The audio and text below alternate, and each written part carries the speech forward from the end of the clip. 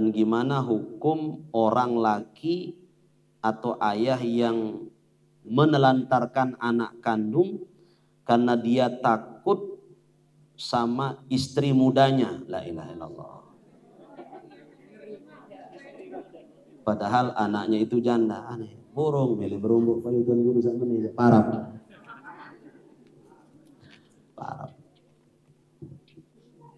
Hukum orang laki-laki atau ayah yang menelantarkan anaknya. Anak kita, Bapak Ibu, adalah amanah Allah.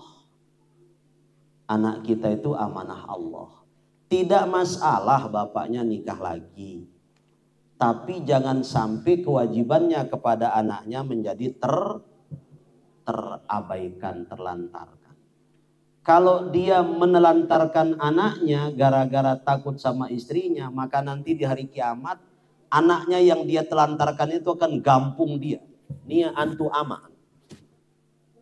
Antu, ama sido dia tarik terus bapaknya. Kan sidan dewa telingok kelai. Ditarik. Dia mau enggak dikasih bapak, ditarik dia sama anaknya. Anaknya yang dia telantarkan. Jadi kalau pelunggu sami tiang ada hajat menambah ini jamaah lagi, pastikan bahwa pelungguh tidak akan menelantarkan bijajari pelungguh. Dan syaratnya itu kan adil guys. Sekedi ini. Lagon embani belo lalu bapak nih ya. Ya jadi itu Bapak Ibu sekalian. Jadi anak yang Allah berikan kita itu amanah. Kewajiban kita menafkahi, kewajiban kita memberikannya fasilitas pendidikan. Di dalam Al-Quran Allah berfirman, La taqtulu auladakum khasyata imlaq. Janganlah kamu membunuh anakmu dengan alasan takut miskin. Bisa saja makna ayat ini memang membunuh beneran. Nah tetapi makna dari ayat ini sesungguhnya adalah tidak menafkahi anak di dalam belajar. Tidak menafkahi anak di dalam menuntut ilmu. Itu maknanya membunuh. Maka yang dibunuh apanya? Yang dibunuh di dalam ayat ini adalah masa depannya. Bagaimana dia punya masa depan kalau dia tidak punya pendidikan? Bagaimana dia punya masa depan kalau dia tidak pernah ngaji? Maka kalau orang tua tidak menyerahkan anaknya ngaji sekolah, itu artinya dia membunuh masa depan. Di ujung ayat itu Allah menyatakan apa? Setelah Allah menyatakan nahnu narzuquhum wa iyyakum. Nah ini jadi motivasi pelungguh orang-orang tua supaya jangan pernah membatasi bijajari pelungguh ngaji sekolah. Apalagi kalau pelungguh wikan bijar pelungguh tuh pinter, suruh dia sekolah sampai S3, sang nara S4 endah. Ini baca lalu milih S campur. Nih baru sanawiyah, baru kelas seki aliyah, pilih es campur.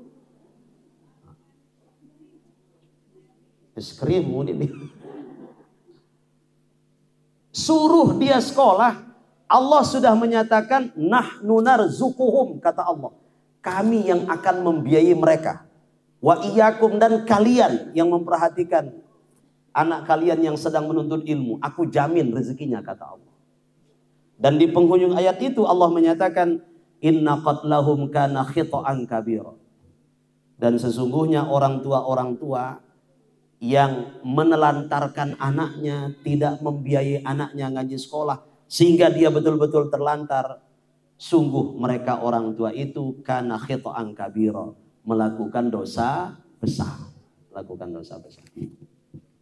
Maka orang tua yang menelantarkan anaknya dengan faktor apapun, apalagi kalau sebab ditelantarkan anak tidak mendapatkan hak-hak mendasarnya, tidak mendapatkan hak pendidikannya, maka orang tua seperti itu kata Allah jelas berdosa besar, Bapak Ibu.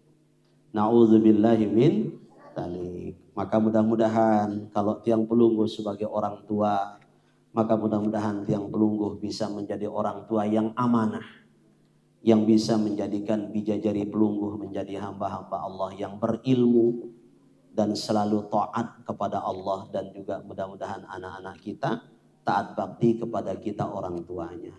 Ketika kita masih menjadi seorang anak, apakah anak muda atau anak tua, karena orang tua kita masih ada, maka mudah-mudahan kita menjadi anak yang pandai berbakti, menunaikan kebaktian kepada orang tua kita. Di samping kita terus menjaga kebaktian kita kepada Allah.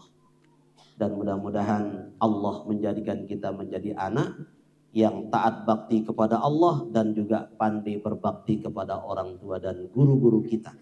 Dan kalau kita orang tua pandai menjadi orang tua yang bisa mendidik anak-anak kita menjadi anak-anak yang soleh dan solehah. Amin ya rabbal alamin. Ala hadhihi niyah wa ala kulli niyatin salihah wa ila hadratin nabi. Al-Fatihah.